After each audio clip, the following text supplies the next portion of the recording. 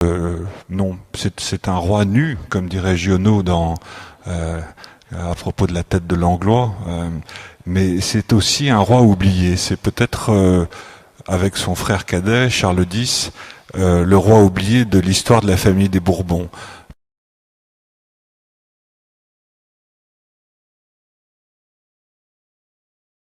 Un roi oublié, c'est peut-être, avec son frère cadet, Charles X, le roi oublié de l'histoire de la famille des Bourbons, pour toutes sortes de raisons. D'abord parce qu'il est évidemment sous l'ombre portée de l'histoire tragique de son frère Louis XVI, qui est son frère aîné, et c'est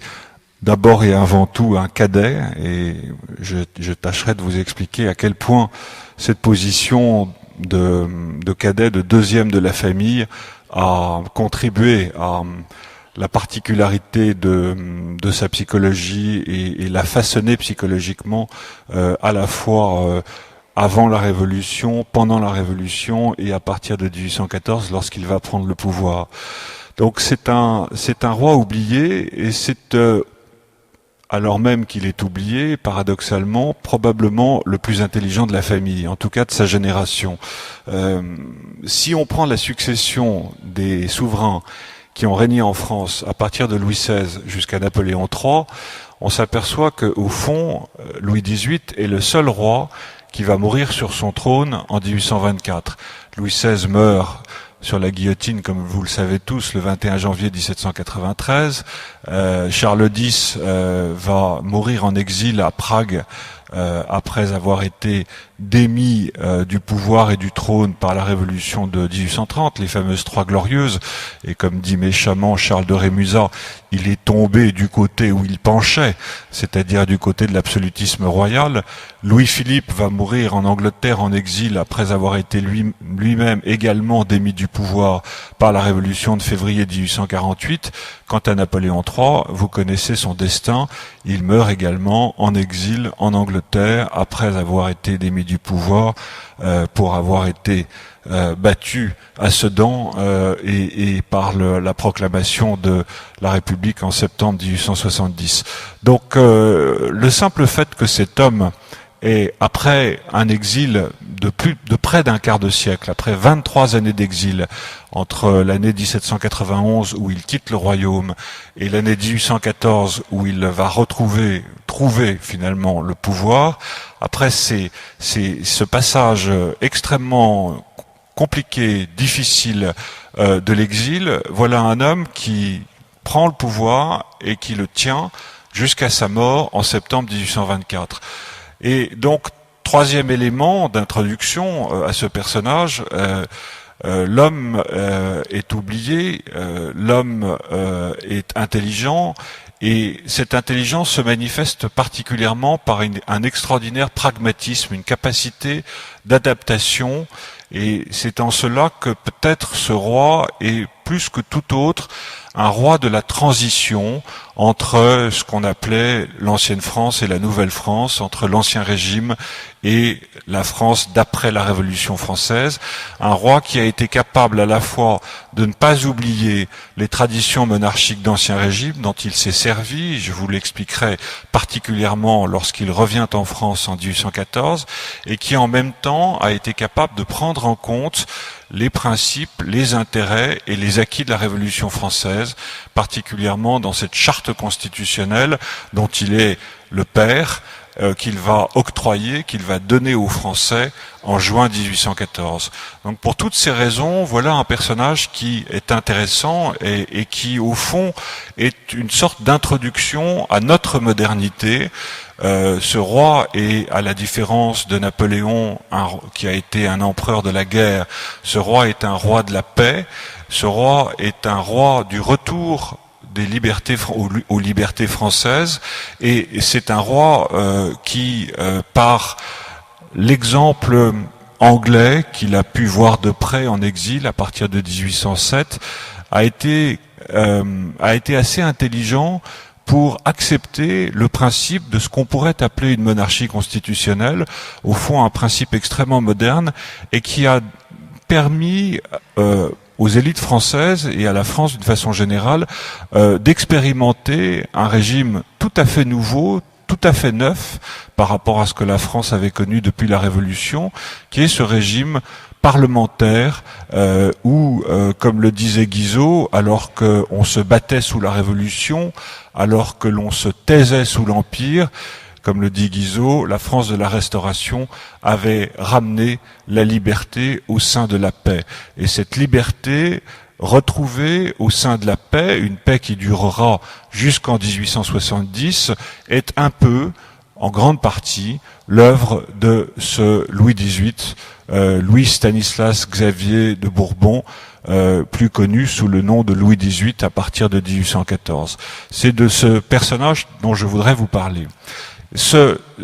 personnage, cet homme, connaît au fond une vie qui d'emblée, dès le moment de sa naissance en 1755, est une vie tragique.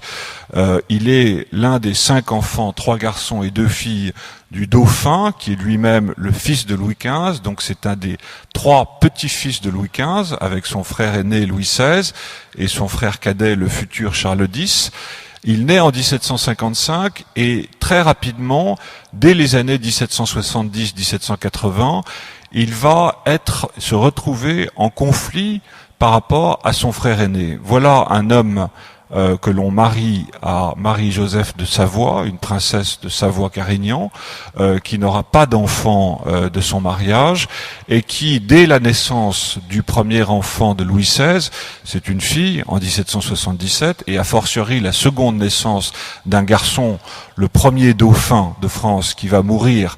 juste avant l'avènement de la Révolution française en 1789, va se plaindre de ce qu'il appelle son inutilité et va considérer que au fond il va être obligé, il se pense obligé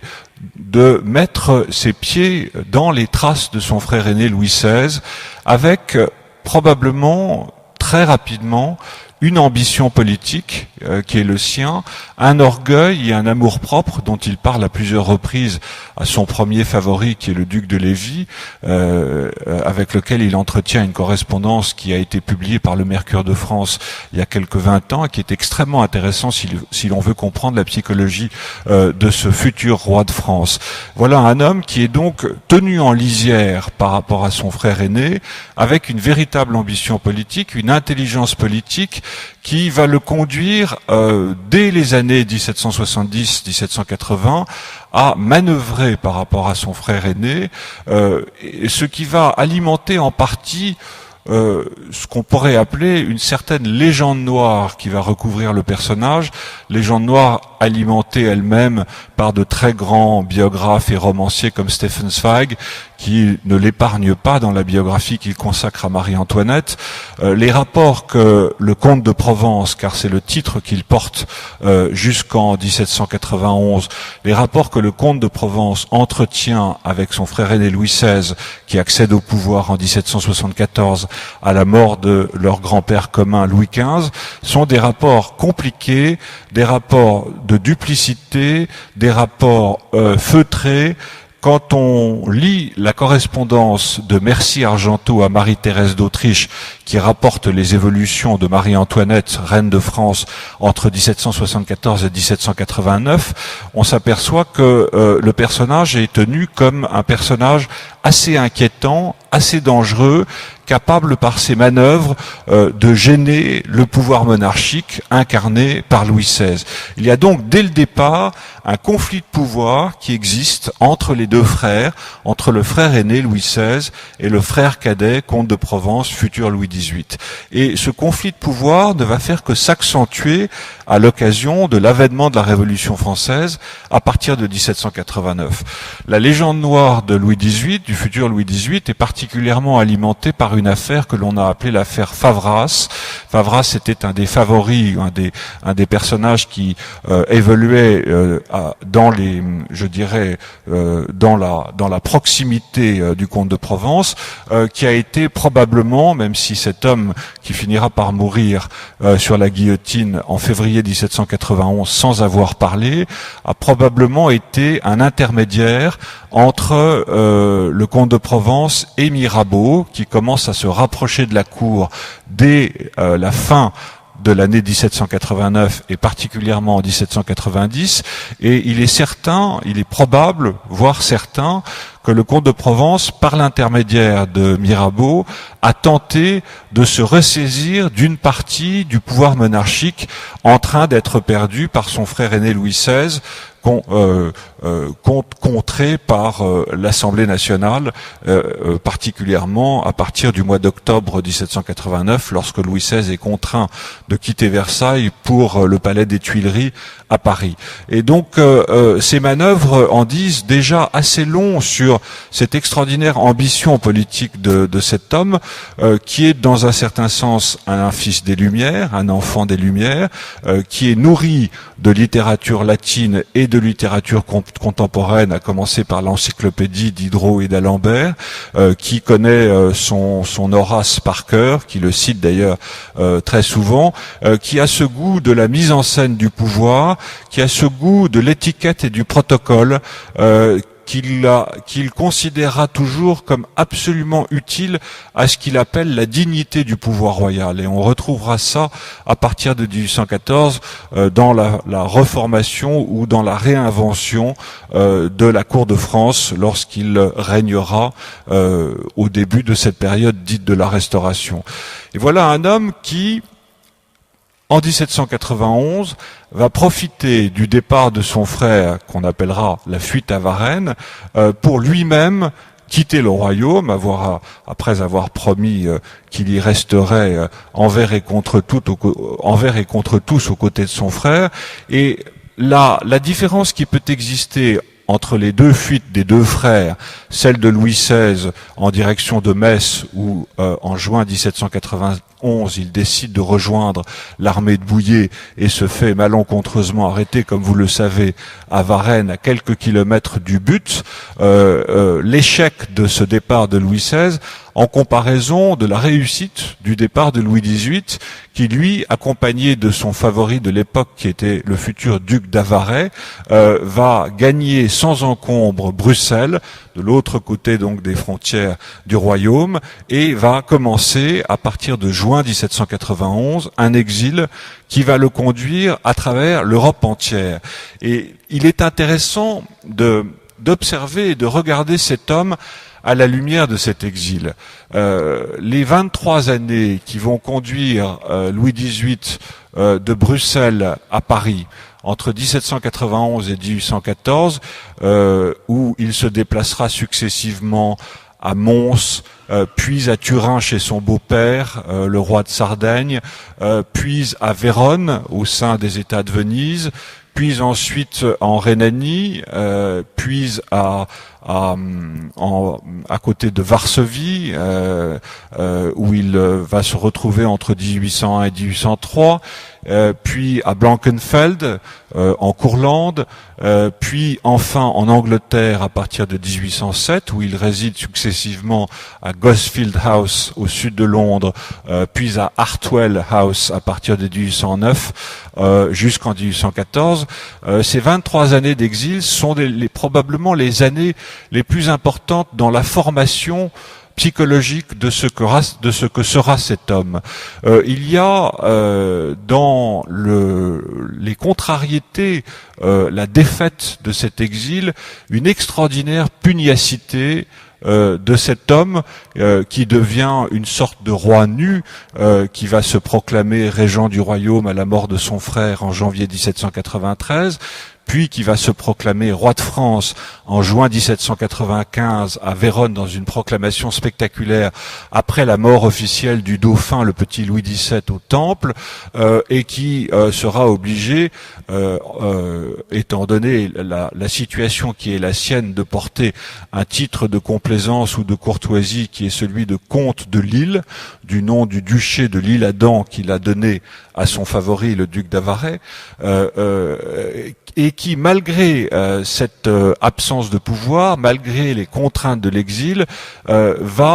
va jamais abandonner la validité de ses droits dynastiques à régner sur un royaume de France qui devient évidemment, à la faveur de la Révolution, puis du coup d'État de Brumaire par Bonaparte, puis du consulat, puis de l'Empire, qui devient de plus en plus hypothétique. Et ce roi sans cour, ce roi sans armée, ce roi nu, ne va jamais abdiquer son pouvoir et va résister envers et contre tous, contre les tentatives qui vont être faites sur sa personne d'abdication, contre quelques pensions consistantes qui lui auraient permis de vivre le reste de sa vie aussi tranquillement possible. Non seulement il va refuser d'abdiquer à la demande qui lui est faite par Bonaparte et à la demande qui lui est faite également par Talleyrand, qui était le ministre des Relations extérieures de Bonaparte au début des années 1800, non seulement il va résister, mais il va demander à Bonaparte, sûr de ses droits, sûr qu'il est de ses droits à régner, il va demander à Bonaparte en 1800 d'être le général Monk, vous savez, ce général anglais qui a contribué à la restauration des Stuarts en Angleterre dans les années 1600. Il existera un échange de lettres entre Louis XVIII et Bonaparte en 1800, où Louis XVIII fait écrire à Bonaparte par l'intermédiaire de ses agents à Paris, notamment l'abbé de Lamare et puis l'abbé de Montesquieu, car la particularité de cet homme, c'est que il a vécu en exil en étant toujours parfaitement renseigné de ce qui se passait en France et en ayant tenté d'ailleurs de retrouver le pouvoir par la voie parlementaire, notamment sous le Directoire. On sait que les conseils du Directoire vont avoir des majorités quasiment royalistes dans les années 1797-1798. Il a donc des agences de renseignement qui sont à Paris, Royer-Collard, l'abbé de Montesquieu dont je vous ai parlé, l'abbé de Lamare et beaucoup d'autres. Et par l'intermédiaire de ces hommes, il va faire porter une lettre à Bonaparte dans laquelle, sûr encore une fois de ses droits, il va lui demander de contribuer à son retour au pouvoir. On connaît la réponse cinglante de Bonaparte qui lui dit à peu près ceci: Monsieur, il l'appelle d'abord Monsieur et non pas Sire, ne comptez pas rentrer en France et régner à nouveau, il vous faudrait marcher sur 100 000 cadavres. Ça, c'est la fameuse réponse de Bonaparte à Louis XVIII qui date de la fin de l'année 1800. Donc, dans cette impasse-là, et malgré cette impasse, malgré les extraordinaires avanies de son exil, où par exemple en 1801, Louis XVIII est chassé de cette cour, cette petite cour picrocolline, si j'ose dire, de Mito, où il a été accueilli par le tsar Paul Ier de Russie. La politique de rapprochement du tsar avec Bonaparte fait que Louis XVIII est obligé de quitter Mito en Courlande en plein milieu de l'hiver 1801 en catastrophe et de gagner Varsovie quasiment à pied. Il est à court d'argent, il est obligé de mettre en gage les bijoux, les diamants qui ont été donnés à la duchesse d'Angoulême, la fille de Louis XVI, devenue la duchesse d'Angoulême par le mariage de la dauphine avec l'un des fils du frère cadet de Louis XVIII, Charles X. Il va être obligé de mettre ses bijoux en gage pour obtenir un prêt et pour survivre à Varsovie jusqu'en 1804. On sait aussi qu'en 1807, alors qu'il est à nouveau chassé par les victoires napoléoniennes de Friedland et d'Eylau, il va attendre plusieurs jours sur un bateau suédois en rade de Yarmouth sur les côtes anglaises avant d'être accepté par le régent d'Angleterre et avant de pouvoir résider en Angleterre de 1807 à 1814. Et malgré ces épisodes, je dirais, extraordinairement cruels qu'il a connus au cours de son exil, à aucun moment il ne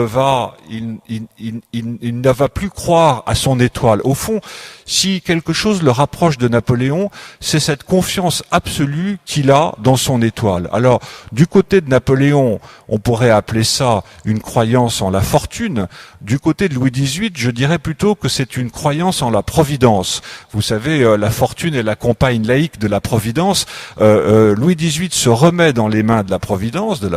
divine, qui veille toujours, et pas toujours, mais parfois sur les rois en exil. Et c'est cette confiance dans cette Providence, cette confiance dans la sûreté, dans la certitude de ses droits, qui va faire que sans armée, sans cour, sans soutien, sans appui, abandonné par la plupart de ses anciens alliés, c'est-à-dire par les grandes puissances européennes, il se considérera comme une véritable puissance. Lorsqu'il arrive en Angleterre en 1807, il écrit au régent pour pouvoir obtenir l'autorisation de résider en Angleterre, et de son bateau suédois qui est en rade de Yarmouth, il écrit ceci: Sire, ce n'est pas, j'apporte à votre Majesté un allié puissant. Cet allié, ce n'est pas ma personne, c'est le roi de France que j'incarne. Et c'est cette confiance qu'il a toujours conservée dans ses droits dynastiques, dans la puissance de ses droits dynastiques, qui fera que, au bout de son exil, il retrouvera le pouvoir en 1814. Chateaubriand a été probablement l'un de ceux qui ont le mieux caractérisé cette certitude toujours conservée intacte qu'avait Louis XVIII dans ses droits à régner. Il a un passage absolument magnifique dans les Mémoires d'Outre-Tombe où il dit à peu près ceci: Louis XVIII ne perdit jamais de vue la prééminence de son berceau. Il était roi partout, comme Dieu est Dieu partout. Le roi exilé, ce roi sans soldats, se retrouvera au bout de toutes les batailles qu'il n'avait pas gagnées. Toutes ces batailles menées par Napoléon, qui finiront par être des défaites à partir de 1812, le commencement de la fin, comme disait Talleyrand à propos de la campagne de Russie, à partir de 1813 avec la défaite de Leipzig, et surtout à partir de 1814 avec cette fameuse campagne de Russie, sorte de chant du cygne de la gloire napoléonienne, qui va conduire à une vacance du pouvoir. Cette vacance du pouvoir de 1814 n'impliquait pas a priori forcément le retour au pouvoir de la branche aînée des Bourbons en la personne de Louis XVIII. Pourquoi est-ce que Louis XVIII revient au pouvoir? D'abord, pour des raisons qui ont été un peu, je dirais, transformées par l'historiographie contemporaine. La propagande napoléonienne, particulièrement la propagande contemporaine des 100 jours, c'est-à-dire de l'année 1815, a fait de Louis XVIII le roi des fourgons de l'étranger. Louis XVIII, pour faire sortir d'autant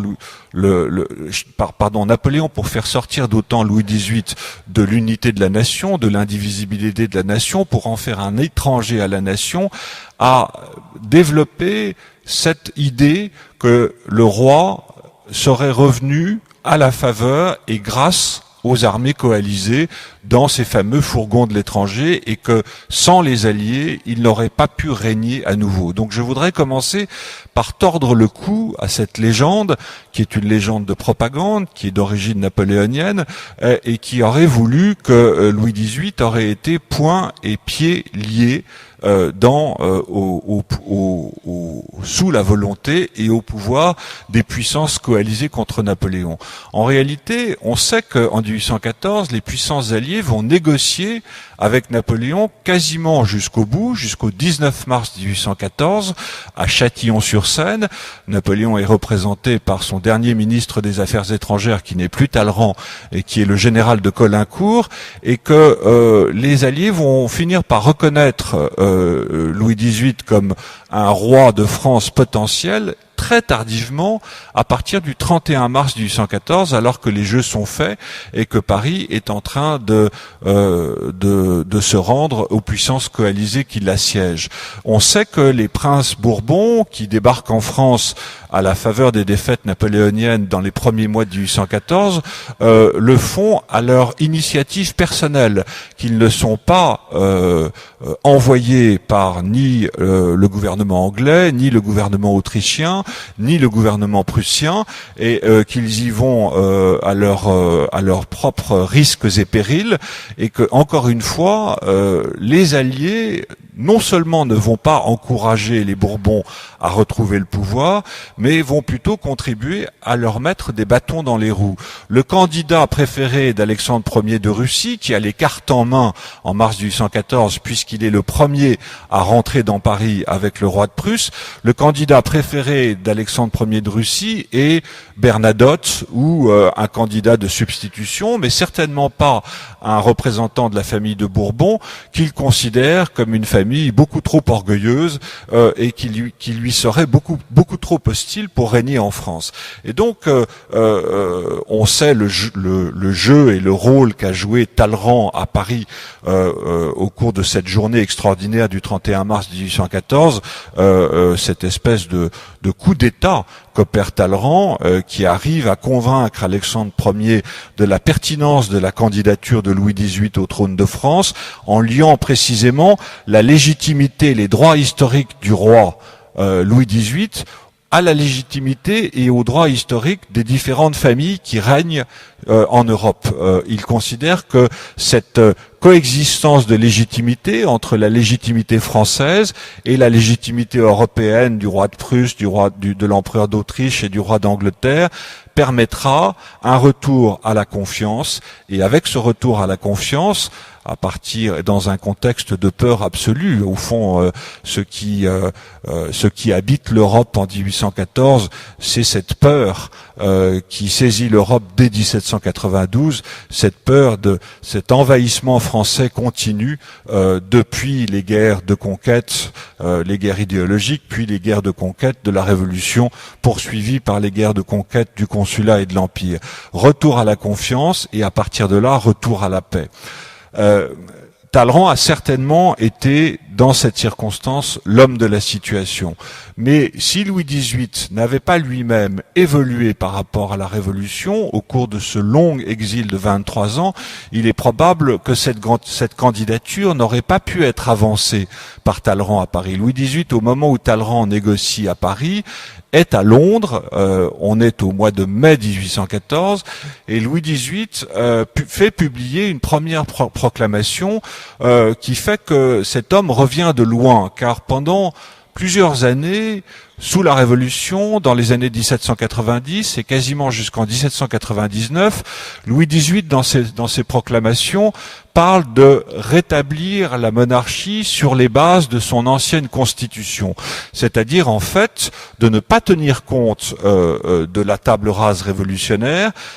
et de restaurer une monarchie sur les principes des privilèges, sur les principes des trois ordres, sur les principes des parlements, des États provinciaux,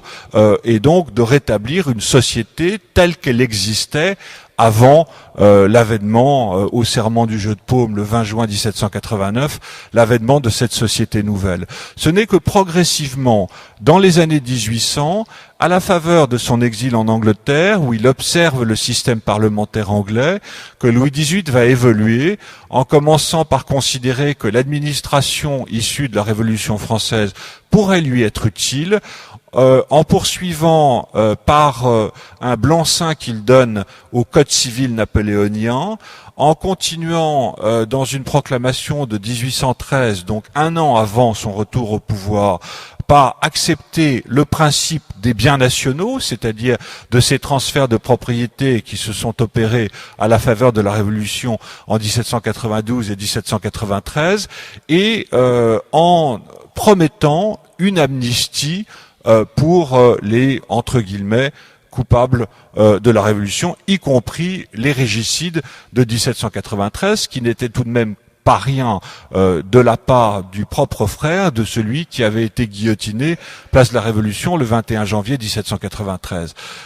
Louis XVIII est donc prêt à reconnaître les acquis de la Révolution, mais il n'est pas prêt à abdiquer de son pouvoir. Il a observé la dégradation du pouvoir de son frère à la faveur de la montée en puissance de l'Assemblée nationale en 1789 et 1790, et il ne veut pas être, comme l'a été son frère Louis XVI, roi des Français, roi de la Constitution de 1791, le premier fonctionnaire de l'État. Il veut être roi par non seulement par ses droits dynastiques, mais par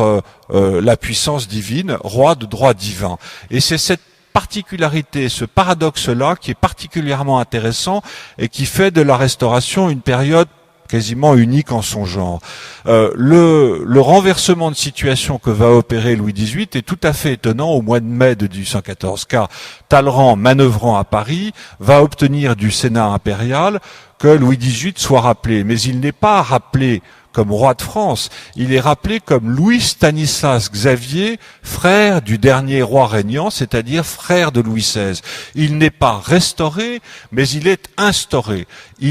Sa souveraineté ne précède pas la souveraineté de la nation, mais c'est la nation qui, par l'intermédiaire du Sénat conservateur de l'Empire, lui confère le pouvoir monarchique. Cette situation d'infériorité du pouvoir monarchique par rapport au pouvoir national est une situation qui ne peut pas convenir à Louis XVIII. Et donc Louis XVIII, lorsqu'il rentre en France en mai 1814, va opérer un renversement de rapport entre sa personne et la nation, c'est-à-dire le Sénat impérial, tout à fait étonnant en plusieurs étapes. La première étape est celle de sa rencontre avec Talleyrand à Compiègne le 1er mai 1814, alors qu'il est sur le point de rentrer à Paris. Il y a là une scène tout à fait extraordinaire que j'ai déjà un peu analysée et racontée dans ma biographie de Talleyrand, où Talleyrand est à l'époque le président du gouvernement provisoire de la France. C'est lui qui a les cartes du jeu politique en main, et il va à la rencontre du roi, donc de Paris à Compiègne. Il est reçu par le roi. Louis XVIII commence par le faire attendre, ce qui n'est pas rien, et ce qui est assez symptomatique des nouveaux rapports que Louis XVIII veut instaurer avec Talleyrand. Et il y a cette fameuse scène où le roi est assis, il reçoit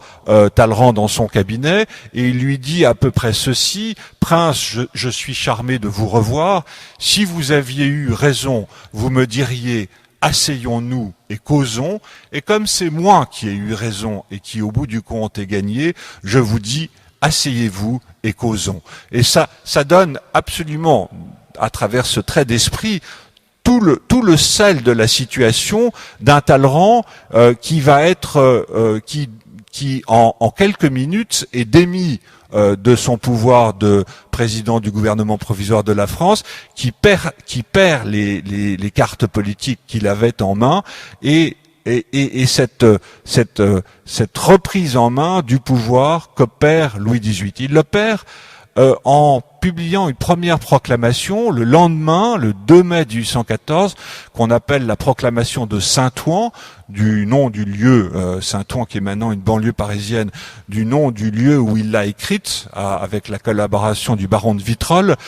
où il admet les principes, la validité des principes de la constitution sénatoriale, un nœud coulant, disait Talleyrand, qui voulait enfermer le roi dans cette constitution. Il admet la validité de ces principes, mais il dit la trouver un peu trop précipitée, écrite un peu trop rapidement, et il propose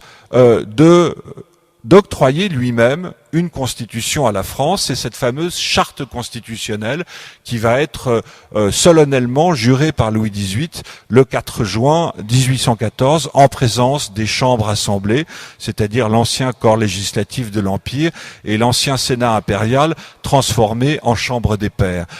Et cette charte constitutionnelle est véritablement un objet constitutionnel non identifié, car comme je vous l'ai dit, le cœur de ce texte, un texte à la fois court et obscur, les meilleures constitutions sont les constitutions les plus courtes et les plus obscures, disait Napoléon qui s'y connaissait. Cette constitution à la fois courte et obscure, qui va être rédigée en à peine 3 semaines par le roi lui-même et par l'intermédiaire des commissaires du roi, nommés par le roi, qui vont être l'abbé de Montesquieu, le comte Ferrand et Beugnot, qui était un ancien haut fonctionnaire de l'Empire, préfet de l'Empire. Cette constitution va mettre le pouvoir exécutif au cœur de l'organisation des pouvoirs d'État. Le roi, dans cette constitution, conserve ce qu'on pourrait appeler l'unicité des pouvoirs royaux, c'est-à-dire à la fois le pouvoir exécutif, le pouvoir législatif et le pouvoir judiciaire. L'origine du pouvoir n'est pas n'est pas explicitement indiqué dans la Constitution. C'est la partie non dite de la Constitution, comme si cette origine, aux yeux de Louis XVIII, était évidente. Dans le préambule à cette charte de 1814, on parle de la providence qui a ramené Louis XVIII dans ses États. Mais derrière cette notion de providence, on peut discerner évidemment la notion de droit divin, qui n'est pas explicitement indiquée, mais qui est véritablement présente. Il y a donc une récupération des pouvoirs monarchiques qui sont faits à travers ce texte, ce qui n'empêche pas certains aménagements du pouvoir exécutif royal, et notamment par l'intermédiaire de deux chambres, donc une représentation nationale, une chambre basse, une chambre des députés, élue au pouvoir au suffrage censitaire, donc qui au fond est élue par une toute petite minorité des Français, 29 millions d'habitants en 1814, et ce sont quelques 100 000 privilégiés qui vont accéder au vote et élire ces députés de la Chambre des députés, et une chambre haute qui est désignée, dont les membres sont désignés par le roi, qu'on appellera la Chambre des Pairs, qui est un peu la suite du Sénat impérial et qui est un peu à l'origine de ce qu'est notre Sénat actuel. Donc le corps législatif, la représentation nationale joue un rôle aux côtés du pouvoir exécutif, notamment en ce qui concerne non pas la proposition des lois, mais la discussion des lois, et en particulier la discussion de la principale de ces lois, qui est la loi de budget, les lois de finances annuelles. Il y a donc une capacité de la part de Louis XVIII à accepter ce qu'on a appelé à l'époque la balance des pouvoirs, un contrebalancement du pouvoir royal, du pouvoir monarchique, du pouvoir exécutif par un pouvoir législatif, un pouvoir de représentation nationale qui est organisé sous la forme très anglaise, ces institutions si bien éprouvées dans un pays voisin, disait Talleyrand, sous la forme de ce qu'on appelle le bicaméralisme. Cette capacité à s'adapter, on la retrouve surtout à côté des pouvoirs du roi dans la première partie de ce texte constitutionnel qui s'intitule « Droits des Français ». Depuis 1793, on avait un peu oublié les droits des Français. Les constitutions consulaires et impériales de l'an 8, de l'an 12 n'en parlent pas. Et Louis XVIII, le premier, va remettre en avant ces droits qui sont des droits révolutionnaires ou issus de la Révolution, qui touchent aux libertés, la liberté de réunion, la liberté de conscience. Par exemple, la religion catholique qui est réinstaurée comme religion de l'État n'est pas exclusive des autres religions, et en particulier du protestantisme. Et en cela, ça nous paraît absolument évident aujourd'hui, mais le régime français, du point de vue de la liberté de conscience, est probablement l'un des régimes, ce régime de 1814 est probablement l'un des régimes les plus libéraux d'Europe. Le gouvernement français de 1814 compte 2 ministres protestants, je pense à Guizot et je pense au comte de Jaucourt, alors qu'en Angleterre, à Londres, il n'est pas question d'avoir un catholique au sein d'un gouvernement anglais. On a là déjà un exemple de ces différences de liberté qui pouvaient exister entre les deux pays. Donc liberté de conscience, liberté de réunion, mais surtout évidemment liberté de presse et de parole. Et on peut penser, et on est amené à penser que ce qu'on a appelé la première restauration, cette année de 1814, a probablement été l'une des années les plus libérales de l'histoire du 19e siècle, avec les inconvénients que ça pouvait représenter d'ailleurs. On est frappé de voir à quel point Louis XVIII va, comme le dit de façon un peu ironique Fouché, va se coucher dans le lit de Napoléon, c'est-à-dire va accepter non seulement les principes révolutionnaires, mais l'administration issue de la Révolution française. Au fond, Louis XVIII a l'intelligence de considérer que la Révolution va parachever une volonté monarchique qui était à l'œuvre sous l'Ancien Régime, c'est-à-dire la centralisation des pouvoirs d'État. Il va considérer que, au fond, les départements, les préfets, instaurés par Napoléon en 1800, sont des instruments extrêmement commodes à l'exercice du pouvoir royal. Et il va se garantir de les supprimer. Lorsque son neveu, le duc d'Angoulême, arrive à Toulouse en juin 1814 et qu'il est accueilli par la noblesse de Toulouse, qui lui demande le rétablissement des États du Languedoc, le neveu de Louis XVIII répond qu'au fond, il préfère, quant à lui, de loin, un préfet du Lot-et-Garonne plutôt que les anciens États du Languedoc, qui étaient ces fameux corps intermédiaires, en opposition avec le pouvoir monarchique. On sait que l'une des raisons, l'une des causes de l'avènement de la Révolution française, ça a été ce conflit de pouvoir entre le pouvoir parlementaire d'Ancien Régime et le pouvoir monarchique lui-même. La Révolution a eu le bon air et la bonne idée de supprimer cette opposition parlementaire à l'œuvre dans la seconde moitié du XVIIIe siècle, et Louis XVIII va véritablement en profiter. On peut quasiment parler, à propos de ce pouvoir monarchique de 1814, d'une sorte de pouvoir révolutionnaire couronné. Au fond, Louis XVIII se sert des institutions révolutionnaires, des principes révolutionnaires pour fortifier son pouvoir monarchique. C'est ça le paradoxe de la Restauration, c'est ça le paradoxe de cette charte de 1814. Ce paradoxe, évidemment, comporte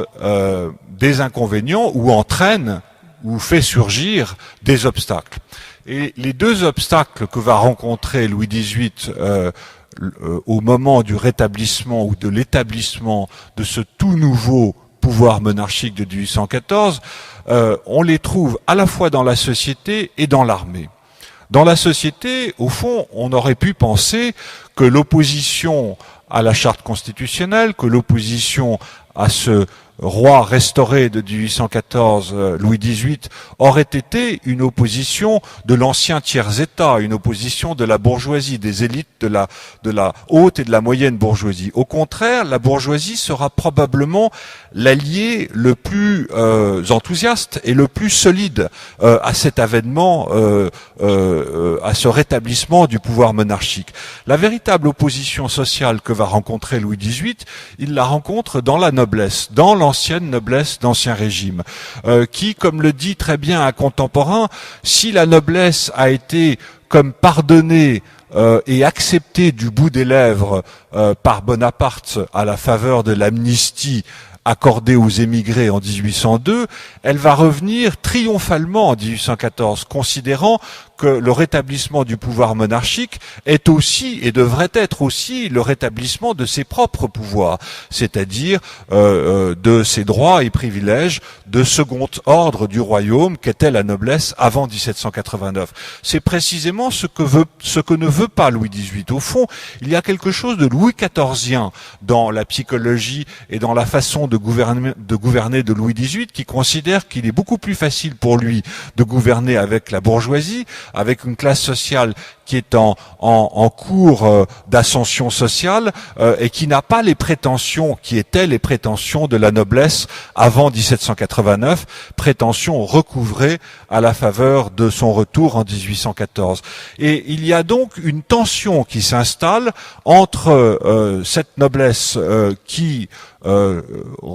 est à la recherche, pour reprendre le titre d'une caricature célèbre qu'il a brocarde en 1814, à la recherche permanente de places, des cordons, des pensions, et qui va être frustré, au fond, de n'occuper qu'une position secondaire dans l'agencement des pouvoirs d'État qu'organise Louis XVIII en 1814. La première force critique à la charte constitutionnelle de 1814, c'est la noblesse, beaucoup plus que la bourgeoisie. Premier élément d'opposition. Deuxième élément d'opposition, et encore plus grave, celui-là que rencontre Louis XVIII, c'est l'armée. Louis XVIII, le roi philosophe, comme le disait très justement Madame de Staël, est un homme est un roi de la paix et non pas un roi de guerre. Le contraste qui peut exister entre ce roi de 60 ans qui retrouve le pouvoir, ce roi énorme, les représentations qu'on a de lui sont en général assez faussées. Personne n'a osé reproduire le véritable embonpoint de Louis XVIII, qui est un roi gros, qui se déplace difficilement, qui est goûteux, podagre, qui la plupart du temps doit être roulé en chaise dès l'année 1814, à tel point d'ailleurs que on se moque de ses infirmités physiques. Les garçons de la chambre qui étaient chargés de le soulever de son fauteuil roulant pour le poser sur son trône, lorsqu'il n'y arrivait pas et que le roi retombait lourdement sur son derrière, disaient c'est avoir manqué le roi. Donc et dans l'armée, bien entendu, ce roi incapable de monter à cheval était plutôt considéré, pour reprendre l'expression qui courait à l'époque au sein de l'armée, comme le gros cochon, plutôt que comme un roi alerte et un roi guerrier comme l'avait été Napoléon. Lorsque au sein des régiments on se comptait, on disait 1, 2, 3, 4, 5, 6, 7, 8, 9, 10, 11, 12, 13, 14, 15, 16, 17, gros cochon, 19, 20, 21, 22, 23. C'est dire la situation assez difficile qui existait alors entre Louis XVIII, ce roi de la paix, ce roi goûteux et podagre, et l'armée. Une armée, il ne faut pas l'oublier, une armée défaite en 1814. Si l'armée française n'a jamais accepté quelque chose au cours du 19e et au cours du 20e siècle, c'est précisément la défaite. Très vite est arrivé, dès la première abdication de Napoléon, monte en puissance cette légende de la trahison, cette trahison que l'on retrouve à l'occasion de toutes les défaites de quelque armée que ce soit, d'ailleurs, y compris l'armée allemande. Souvenez-vous de ce leitmotiv du coup de poignard dans le dos que l'on voit apparaître en 1919 en Allemagne. Eh bien, c'était la même chose en 1814. Si l'armée, la grande armée napoléonienne est finalement battue au mois de mars 1814, c'est parce qu'elle a été trahie. Lorsque les Anglais vont visiter les champs de bataille de Champagne, à Craonne, à Brienne, à la faveur de la paix de 1814, les guides anciens militaires qui les conduisent sur ces champs de bataille parlent sans cesse de trahison. L'armée donc se sent trahie, est frustrée, et elle l'est d'autant plus que Louis XVIII, qui va suivre une stricte orthodoxie budgétaire et qui va considérer que les dettes de l'Empire doivent être réglées par la Restauration et que les créanciers de l'État doivent être honorés. Toutes les dettes doivent être payées, y compris les bêtises de Napoléon, dira Louis XVIII de façon assez amusante. Donc cette orthodoxie budgétaire, qui quelquefois n'est pas une orthodoxie politique, on sait que l'équilibre du budget de l'État ne va pas forcément sans difficulté politique, va conduire Louis XVIII à diminuer les effectifs de l'armée et à faire passer l'armée d'un pied de guerre à un pied de paix. Pour rentrer dans les détails, on passe de 400 000 hommes à 200 000 hommes. D'où l'existence de ce qu'on appellera les demi-soldes, c'est-à-dire ces quelques 40 ou 50 000 officiers de l'ancienne grande armée qui vont être mis en réserve des effectifs et qui vont être payés à la demi-solde, c'est-à-dire des émoluments qui représentent la moitié de ce qu'ils gagnaient jusqu'alors, ce qui va évidemment créer une frustration. Et si Napoléon revient au pouvoir, ce fameux vol de l'aigle de mars 1814, l'aigle et les couleurs nationales flotteront de clocher en clocher jusqu'au tour de Notre-Dame. Ce vol de l'aigle qui va conduire Napoléon du golfe Jouan le 1er mars 1815 au palais des Tuileries qu'il retrouve le 20 mars 1815. Si Napoléon réussit en partie ce spectaculaire retour au pouvoir de 1815, c'est grâce à l'armée. C'est par cette défection, ce qu'on pourrait appeler une mutinerie, non pas tant un complot ou un pronunciamento militaire, mais le fait que l'armée va abandonner le pouvoir royal auquel elle a prêté serment en 1814 et va se retrouver confrontée entre ce que certains officiers appellent nos devoirs et nos affections. Au fond, c'est une position militaire qu'on retrouve à l'occasion de toutes les grandes crises militaires de la France contemporaine, y compris celle du putsch d'Alger en 1961-1962. J'ai découvert que certains écrits, lorsque certains officiers tentent de justifier cet abandon de Louis XVIII pour Napoléon au cours de ce mois de mars 1815 et qu'il parle des affections et de ce goût de la gloire qu'il emporte sur les devoirs et les serments prêtés. Je pense aux mémoires du général Thiébaut. On retrouve des mots qui sont quasiment les mêmes que ceux qui sont prononcés par